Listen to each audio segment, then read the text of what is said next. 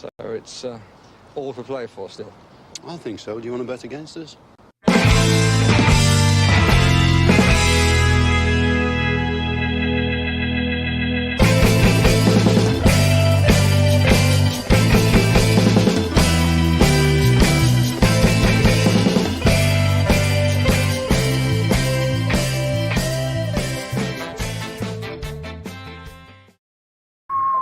Hello, Aston Villa fans, and welcome to For the Love of Paul McGrath podcast.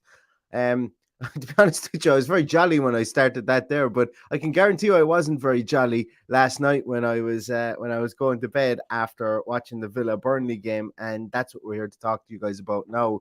I think there's a lot of water under the bridge. I've had a bit of a cleansing of the mind and of the body and of the soul and of the emotion. I think after last night's game. And after watching it back again today, I think I've simmered down a couple of levels, but it wasn't the result that we wanted. It wasn't exactly a disaster of a result either. I just think it was more so than 90 minutes of play that kind of put me in bad form. But lest we forget, or sorry, never fear, should I say, we will try and break it down tonight. Paddy is getting a well-deserved night off the podcast. I genuinely can't count how many podcasts I've done this week, between Burnley podcasts, between being on the Premier League fan show, between the podcasts you do here. I was on two podcasts in the States recently, and I was on to Paddy. I goes, Paddy, we need to do a podcast tonight, and he was like, you know what? I won't be around. I said, that's fine, but never fear. I'm not going to subject you to just me talking. I do have a very, very able deputy that's going to step into the breach tonight, and he's making his debut on the podcast. It's the wonderful James Billingham, and you will be able to find him at The Holt 1874. James, welcome to For the Love of Paul McGrath podcast, and thank you so much for giving up your time and to chat about that game last night. I wish I had you on for maybe a happier result, but 1-1 isn't so bad. Yeah, it wasn't a performance to remember really last night, was it? But I think it summed their season up a bit, didn't it? Really? Yeah, absolutely. I've been blamed on Twitter. Rob Finnegan has blamed me. And he's probably right. It is my fault.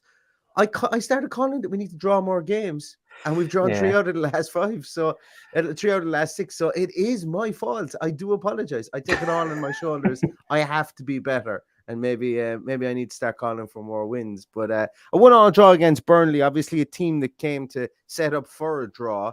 And I suppose really, if I was to sum up the performance in a matter of words, would be we still can't break teams down. We just can't do it. Yeah, we struggle against the low block, don't we? Really, and I mean, as I say, when I said it sort of summed their season up, it was tough to get through at times. We have the talent on the pitch to do more, get into the box more, but it was just a bit laboured at times. We had some good moments. We had some inept defending, but it was just tough to get through. And it was just one that you don't really want to remember. I mean, it could have been worse. Could have been a loss, obviously. I always think Gerrard's got in the back of his mind the Watford game, something like that. He doesn't want to overcommit, overexpose us, but a team like Burnley, you've got to be at them. We played into their strengths, and it was just a bit frustrating, really. Absolutely, and as you said it there, I would be probably here bare-chested, putting my fist through the wall behind me there if we lost 1-0 to Burnley after giving away that penalty. And that's where we're going to start. I'm going to start with that, and we're going to probably work backwards and work forwards. There was going to be nothing kind of chronological in this podcast, because there's a couple of talking points, but then there's other nuances that I'd like to get your opinion on as well. But that penalty, James, like, you can't do that for all the good he does in the field. It was a bit overzealous. It was someone, because he's so like obsessed with being on the ball. He's a bit of a battler. In a one-on-one situation in a box like that, I did feel a bit worried when it came to that situation. Someone that you'd rather have Matty Cash up against him. I mean, he used to be rash, but he's improved this season. 1v1, he's much better. So when it came to them on the edge of the box and he got into the box, I thought, oh. And when he committed, it was obvious. You could see the frustration on Buendia's face himself. But it was just a silly thing to do. and the man who stood up and took the penalty. And that caption, James, that caption, and it's always these captions that happen against Aston Villa. First goal this season underneath his name after he sticks away the penalty. Arguably, he shouldn't have even been on the field.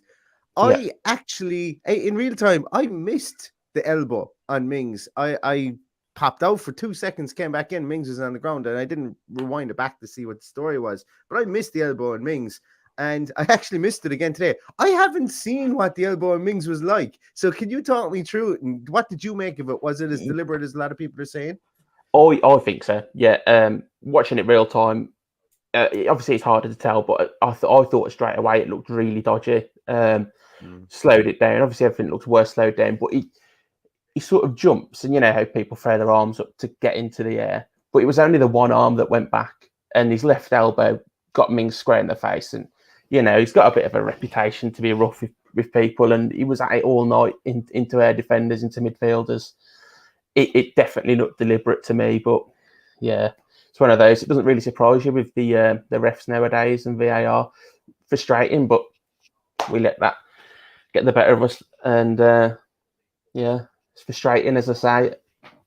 Yeah, it just killed me. First goal this season, second last game of the year when I need to stand up, and I'm going off and going on a bit of a tangent here. The commentator, the second he put away the penalty, was, "That's what he does." That's what the commentator says, or something like that. Then it captured first goal this season. You swear he was after breaking all goal scoring records the way the commentator started talking. But it was just one of those litany of situations that, you know, the guy obviously that potentially could have been sent off ends up scoring a penalty against us, but then our guy who got the elbow into the head performed some serious heroics at the other end of the field. That to me is one of the best pieces of defending I have ever seen. Yeah, it was brilliant when it's anticipation, let alone the ability to pull it off, and in the right place at the right time. But that's what he does, you know, for all his mistakes that he's got in him. He is brilliant when it comes to situations like that. He's done it before. Just think about City away, first season up, ball's nearly in the net, he knees it over the bar. It's really tough to do. His legs were in a mess and he still managed it. But that's something that you can't, you know, put against him. He'll always put his body on the line. Yeah, and this more so than most, you know, he was at full stretch, and it just comes off. He's like, when you see the slow-mos from directly behind, from behind Weghorst, when you see the slow-mos there, it comes off his studs, you know, like he just gets enough to it. And looking at it, and I saw it again today, and I got to give credit to Emi Martinez. I think the initial save he makes was very good. And then the second save he makes when he has to juggle it off his head to keep it from going over the line was really good as well. And I thought we got out of jail at that stage. And when it skirts across the Weghorst, I was in two minds. I was like, oh, I need him to score to win in my fantasy league team. But then Mings comes out and sticks out a leg. I was like, yeah, what a block. Because that was a really, really, really cool moment. And look, it was against Burnley, and we should be nowhere near that situation of only being 1-1 against Burnley. But still, you got to take those little wins where you can get them. And it was a very, very positive moment, I thought, for Tyrone Mings. Yeah, it was. As you say, Emi Martinez, I mean, I didn't really realise at first it was a double save, as you say, that as he fell, he had to palm it away as well. I mean, I suppose it put us in danger, but it was going in anyway by the look of it. And then obviously Mings anticipates it and gets the block in. Comes from a bit of half-hearted defending in the first place, ball in the box, you know what we're like, always a struggle. But just to keep it at the net, that is the main thing, obviously. Last-ditch blocks, we need them, but to cut them out in general, you know that we've progressed then. We had a bit of a purple patch. I think it would be unfair for me to sit here on the podcast and to say, God, we played useless last night, because we did have a purple patch, very much so, for 15, 20 minutes after halftime. And John McGinn turned into prime Iniesta. He must have played about 4 or 5 brilliant through balls. Yes, then he thought he would continue to think he was Iniesta later on into the game and overhit a lot of through balls. That's okay. But we got to see a small bit of something different from John McGinn.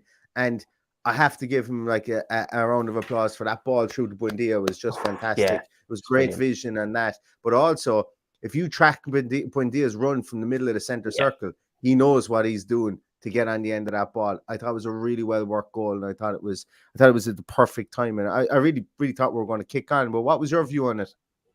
Yeah, as you say, I mean, it came up within 3 minutes of the second half starting, was it? Yeah, so it was a good time to get a goal. You think then we're going to push on, but as you say, the goal in general was good all around. I mean, Buendia goes from sitting down just outside the centre circle, he gets up, and I think it was probably the first time in the game that someone that wasn't a striker, so someone overlapped Watkins into the box, made the late run, and that's what Burnley struggled to cope with then. And as you say, McGinn's ball, pinpoint, it couldn't be any better, and the finish as well. Yeah, it was a really good goal. I just wish we could have built on it. But yeah, brilliant all round that goal was. The technique to be able to take it on that volley was fantastic as well from Buendia, because Buendia is a footy player, and I'm going to pick out a specific instance. We've spoken about the maddening penalty incident, but he gets around the field and he gets, like, he's not afraid to tackle on the ball. He's like Scrappy Doo from the Scooby-Doo films. Like, he's all action and he's ready for a fight. And then he's got this great technique that he has too. But one of the things that annoys me as well about Emi Buendia, and it happened twice in this game last night, from set pieces, apparently he is the guy that we're aiming for set pieces. He's like, he's 5'6" or something. You know, I cannot get that out of my head. Yes, it worked against Everton. And in fairness, he did get his head on one last night early in the first half. Yeah, it was the first half. Early enough in the first half, and I thought it was going to go in. But what is the game plan there with regards to Buendia in the box for corners? But his overall play, James, what do you make of it? Obviously, he started instead of the man here behind me. What did you make of him from start to finish yesterday? I think he was someone that wanted to, make a spark happen in the game. He was dropping deep quite a lot early on, collecting the ball, progressing it. We saw a moment early on, he was fending off like Burnley players, and then he made that little back heel to Cash, something that we lacked. That was class. It was brilliant, that was. And it's something that we lack, is composure on the ball. And that's the sort of qualities we want from our eights in the middle of the pitch to do with the ball. Because a lot of the time, this is where the hoof ball comes from, even from the back. But back onto Buendia, he's a battler. He puts his shift in. I really think he suits us quite a lot. He's talented. He can dribble. He can pass. He's good at getting in the box, and we've seen him. He's added goals recently. He's taken his chances. I think we've really started to see him flourish, and he's showing why we broke our transfer record to get him. And I think looking to the future, I mean, this is just my opinion. It's just surmise, because obviously we don't know what the transfer window is going to look like. But I believe that he is part of the first team plans next year, maybe with Coutinho in the team, because we saw Coutinho come on yesterday and he played a sort of 8 role, a bit deeper, dictating the play, making it look a bit more calm. And he has that ability. Obviously, if you watch him, he's always looking around, looking for the bigger picture. And him and Buendia are perfect together. A lot of people say they're alike, but I think they're a bit different. Buendia's industrious, and Coutinho is just mercurial, moment of class, any point in the game. So I think they could really bounce off each other next year, surrounded by the right players. And that's interesting that you mentioned when Coutinho did come on, that he did kind of come on further back. And I think there was method to madness in that one, because we weren't breaking Burnley down. Burnley had banks of 5 and 4 at that stage. And when Coutinho came on, he had a couple of cracks from distance, and he opened, well, obviously everybody's good thing they do before they come to Aston Villa obviously then becomes something that they can't do when they join Aston Villa. That's just the law of Aston Villa. But he had a great record of scoring. I think it was 1 in every 15 shots he took from outside the box prior to joining Aston Villa was a goal or something mad like that. But you could see why. He had a couple of dippers last night, and Nick Pope was on fire. And I know that didn't really trouble him, an awful lot of them. But I'm okay with Coutinho getting a couple of sighters at Villa Park like that, and that was probably the tactic for me. Talking about Nick Pope as well, like, Burnley must be counting their lucky stars that they've got Nick Pope, because this isn't the first time that he's made Aston Villa walk away from playing a game against Burnley frustrated.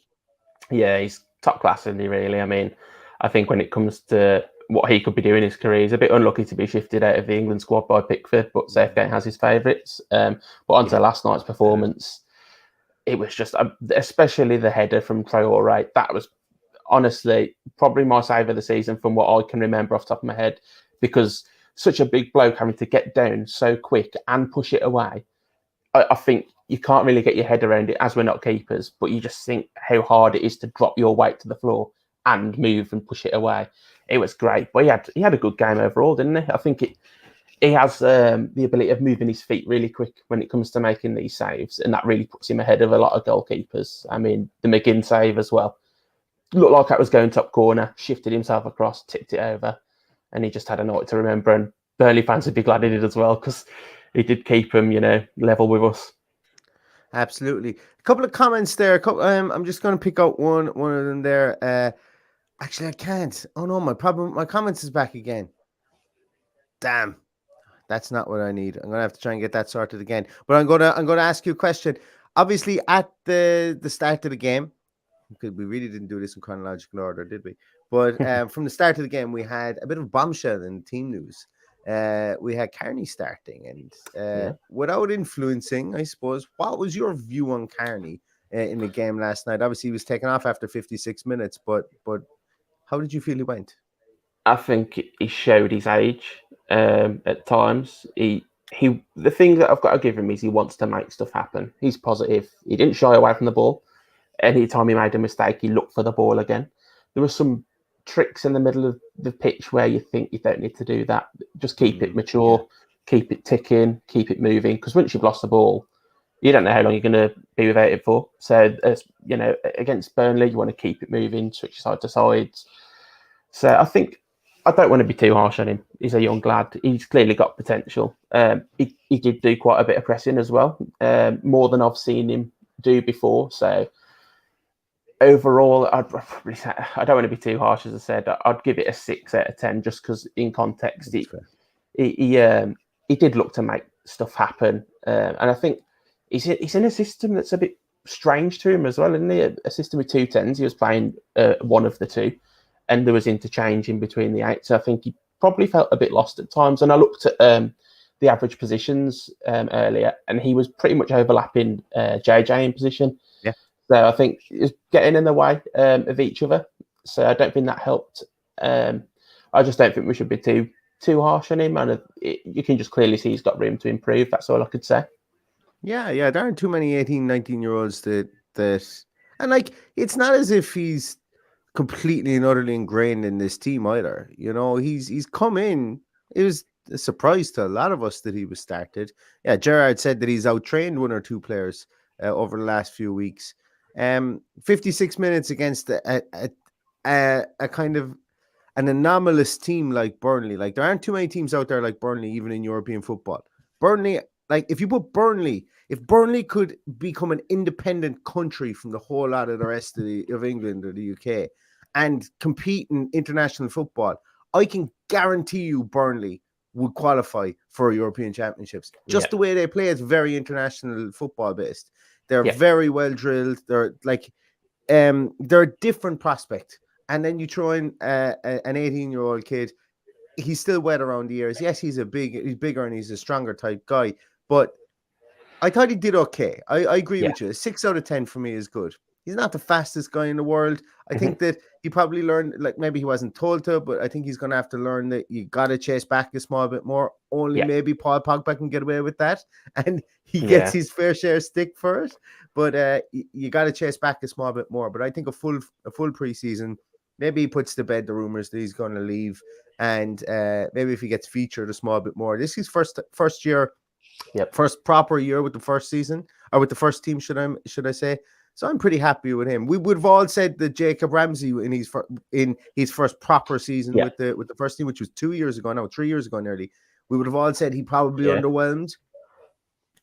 Carney, I would say, is the same. But if Carney can have the same trajectory, build, if he can maybe put on a bit of weight, a bit of muscle, and get a small bit smarter about the speed of the game, I would have a lot of hope for Carney for sure. There's a lot to be learned there, and I certainly wouldn't be piling in him over 56 minutes against Burnley. That's for sure. So guys, so James, I suppose really, if you were to pick a man of the match from last night, who would your man of the match be? I'd probably have to say McGinn. He was he was everywhere, to be fair. He had one of those games where you just think trademark McGinn, putting his body about, looking for a long raking pass, getting shots off, created a goal. That's what you want to see more from him. And we did see him a bit further up the pitch at times. Obviously, the system still means him and JJ drop in for fullbacks to progress the ball. But he did get, as we saw, he had a couple of shots near around the box. He was out on the right to swing it in for Buendia.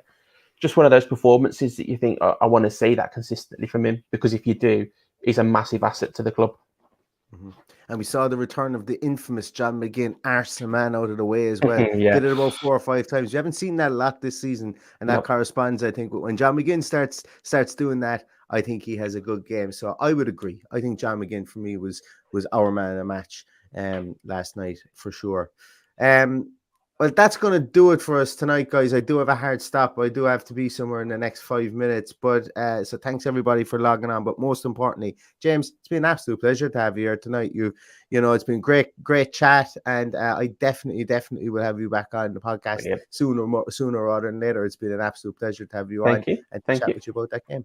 Yeah, it was brilliant. Loved it. It's something I've been wanting to do. So all I can say is thanks for inviting me on, and we'll do it again soon. Absolutely. So thanks ever so much, everybody. Thanks for everything you do for the podcast. If you can give us a little thumbs up there on YouTube, that'd be fantastic. Again, on the audio podcast as well. I know I'm like a broken record with regards to that, because we will be doing more stuff in the off season with regards to the audio side of things. We will obviously put them up on YouTube, but they won't be live. They'll be going out it's easier to do kind of live audio when we don't have any video stuff first. So that's why we're pushing the audio side of things as well. But really appreciate all 50, 60 of you guys there on tonight to watch us live, to talk about a 1-1 draw against Burnley, that you only saw last night. So really appreciate all your interactions. I'm really sorry I couldn't put up any of the comments like I normally do. We'll have that fixed for the Man City game on Sunday. So we will be back again tomorrow morning. Paddy's only getting the night off. I'm a hard taskmaster. He's back in tomorrow. We're back on tomorrow, and we have a morning session. So sit down with your cup of coffee and a big dirty fry, and you can watch us at 10:45 tomorrow morning. We will be on with a Man City preview. And then we will obviously be doing the Team Sheet Tantrum in association with Villaview and Boohoo on Sunday prior to the Man City game as well. And I will be amped up to the nines for that, because we are going to have a say in the Premier League, where the Premier League title goes, whether we like it or not, on Sunday. So that's kind of the schedule for us over the next few days. It'll be an early one tomorrow, and then we'll be back for the Team Sheet Tantrum on Sunday as well. But thanks so much, guys, everybody. Have a great evening. And all that's really left to say is up the Villa. Up the Villa.